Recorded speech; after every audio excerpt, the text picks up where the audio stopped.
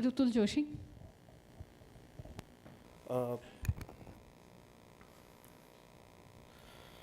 I'm going to sort of detail out few ideas that some people have already talked about since the morning session. So I think Mr. Jagan Shah, Mr. Pawan Bakeri, I think Venu from Saath, everybody talked about that, how mobility and housing these are two things which are pretty much linked. And I think we need to understand this affordability and accessibility linkage. What happens is the current way in which we are building our public housing is very similar to the kind of social housing projects you see in many European cities.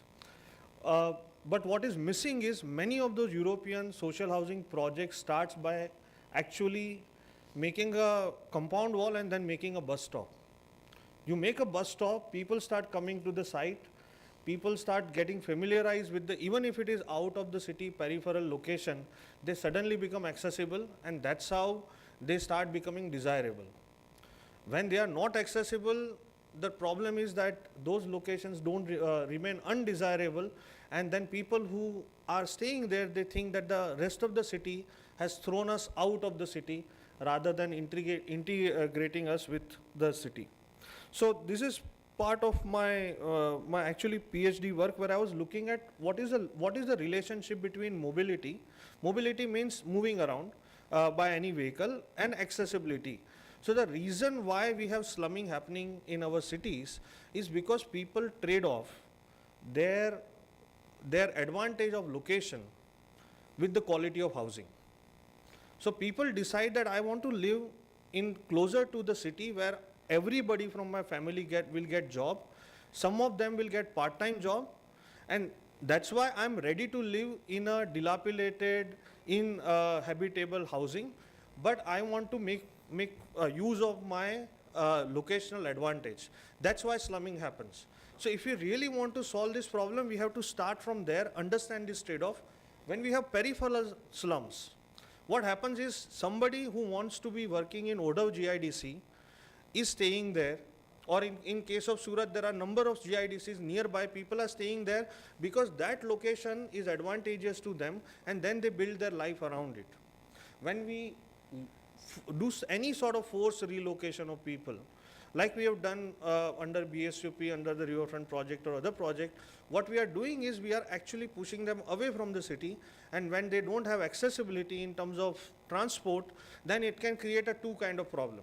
One, either they will, if they are well off, they will buy two-wheeler and lead to maybe congestion in the city. We are forcing them to, now into that kind of lifestyle. If they are not well off, what happens is then they start getting cut off. So maybe the girl child would drop out of the education, the woman of the house will not get the work because they don't know that area, and the man of the house might end up traveling long distance and increasing poverty. And what happens is, in many cases, families, and it is well documented in case of Ahmedabad, that families have gone about 10 years back in their sort of prosperity. So we have to understand the access and the affordability link if we really want to do something about getting people out of poverty trap or low income trap. Okay, so that's my point number one. Number two is there is a close link with the income, the kind of house you consume, and kind of mobility pattern you have. So it should not be surprised that people who live in housing which is as much as a low income group house by the government standard, they are not actually living in LIG, but they are just living in the equal square meters. They would always be more dependent on walking, cycling, and public transport, mostly the public bus, the municipal bus. Okay, this is not at all surprising. We see it in all the city, and that's why it's important that these two things has to be seen together. I'm not getting into the detail of this, but the point is this: the affordable of housing invariably means the housing cost, which all of us are worrying about. PMAY is concerned about it. What we are not concerned about is the accessibility cost. Whether it is getting into the sort of buying a motorized two-wheeler, or whether it is paying for AMTS or BRTS in case of both Ahmedabad and Surat. But we have a unique problem, and it's how the economics of the city works. Accessible housing tends to be not so affordable, okay, and affordable housing is not so accessible. So let me go over it very quickly. Affordable housing is inaccessible because if you go around, like the classic case is Ahmedabad's affordable housing zone, the trouble is it's not served by public transport.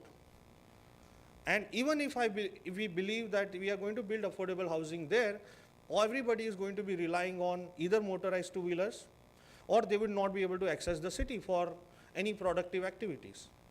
So none of our public transit actually link or service that area, and that's a problem. So by looking at this map, it looks like that this is going to be a site where possibly the richest people of Ahmedabad would like to live, and not the poorest. Okay? The second thing is, if you look at city after city and see the location of PMAY housing stock, or even the private sector-led affordable housing projects, they are all further away from the city. And we are not even worrying about how people are going to commute. And then, you know, on the other hand, we are worried about traffic in the city.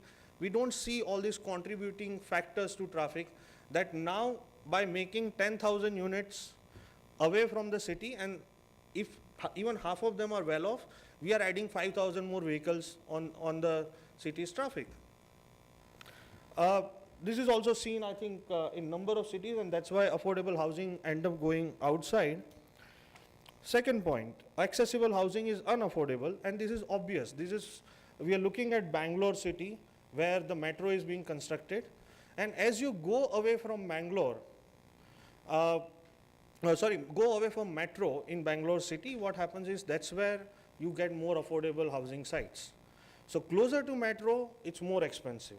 At the same time, in our TOD policy or in our development plan, we are saying that build 4 FSI, and by making it 4 FSI, what we are going to do is we are going to price out the low income commuters from the market, who will be staying away from the transit and probably not use transit, rather than staying close to it. And it's natural, it's a market force, that is how it's going to work. And these are the 3 sites in Bangalore. The PMAY locations are, you can see that it's as much as 30 kilometers from the city. That's where only the authority could find the land. And that the yellow dot which is in the center, we are going to study it in the detail. But again, let's see how the accessibility is working out there.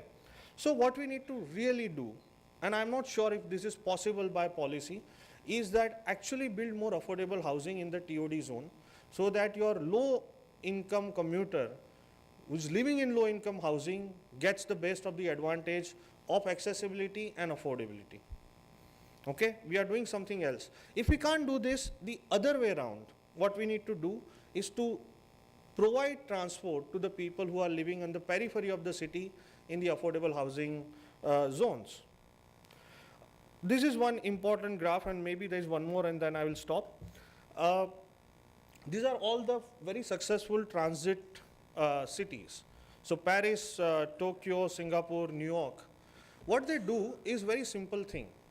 They say that the cost of your maximum fare, round trip of fare in any city, has to be 10% of the minimum wage in that particular society. Okay, that's how New York decide that this is the cost of our fare tickets on the transit side. And that is something that we have to really, really work on. Right now, Delhi, it's 21%, it has actually gone up. This is before the last fare hike. And we know that Delhi has lost about 3 to 4 lakh commuter just because of the fare hike. So this is where actually the policy focus should be. And if you look at Ahmedabad very quickly, we are actually, I'm not getting into detail of the municipal budget analysis, but what I want to show is the commute that really the poor people in Ahmedabad use. The municipal bus, which runs about 700, 800 buses today and has a ridership of about 5 to 6 lakh people, has been in huge debt. And the debt is as much as 355 crore per year. And it has accumulated debt from the state government, not from any other financial corporation, so it could be also be taken as a grant, but it has accumulated the debt of about 2,000 crore. So અમદાવાદના નાગરિક તરીકે we should be concerned કે our sort of favorite transport service, which is one of the oldest, established in 1947, is slowly dying. And this is the one you need with all the traffic problem, with the enforcement drive going on in the city. This is the service that you want to keep it alive. Okay, so in terms of operational efficiency, there is a problem. There is also a problem of fleet. Bangalore has about 5,000 buses. Okay, and Bangalore is just like 20 lakhs more than Ahmedabad, even if you include the periphery. And I think that's where really the issue is. The ridership has to go up. Even in BRTS, we have expanded the network, made it double, but the ridership in BRTS is not increasing because partly we are not really servicing the areas where we should be servicing, and secondly, we don't know how to deal with gentrification of the kind of redevelopment properties near the BRT zone, which we have given with the high 4 FSI. So I would stop here and say that, well, what we need to do on the housing side is to incentivize for affordable housing closer to public transit, okay? And secondly, new bus routes which links to the affordable housing areas on the housing side. On the transit side, we need to invest in public transit. The investment not really seems to be coming. Ideally, there should be a program called Mobility for All, just like Housing for All. Secondly, run public transit like a business and maintain the patronage of low-income commuters, because we are forcing them today to buy motorized two-wheelers and get into the life cycle of or lifestyle of long commutes. So I will stop here and more we'll discuss over the question and answer. Thank you.